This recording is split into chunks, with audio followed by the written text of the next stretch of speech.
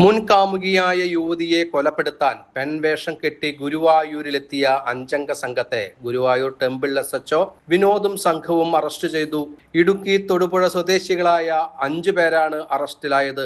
ഇവരെ പേടിച്ച് ഇടുക്കിയിൽ നിന്ന് ഗുരുവായൂരിലെത്തി ആരും അറിയാതെ ഫ്ളാറ്റിൽ വാടകയ്ക്ക് താമസിക്കുകയായിരുന്നു യുവതി.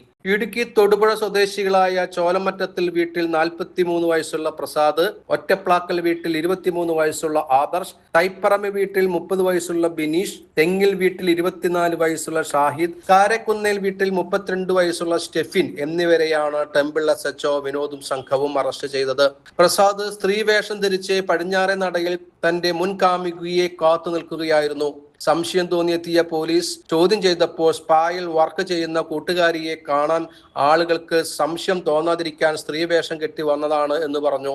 അന്വേഷണത്തിൽ ഇവർ ഇടുക്കി സ്വദേശികളാണ് എന്നും വിവിധ കേസുകളിൽ പ്രതിയാണെന്നും മനസ്സിലായി. വിശദമായി ചോദ്യം ചെയ്തപ്പോൾ ഇയാൾ 4 കൂട്ടുകാരോടൊപ്പം ഇന്നോവ കാറിലാണ് ഇടുക്കിയിൽ നിന്ന് എത്തിയതും എന്നും മനസ്സിലായി. തുടർന്ന് നടത്തിയ പരിശോധനയിൽ ഇവരുടെ ബാഗിൽ നിന്ന് കഞ്ചാവ് കണ്ടെത്തുകയും കാമുകിയായിരുന്ന സ്പായിലെ പെൺകുട്ടിയെ വകവരുത്താൻ പദ്ധതിയിട്ട് വേഷം മാറി എത്തിയതാണെന്നും ചോദ്യം ചെയ്യലിൽ തെളിഞ്ഞു.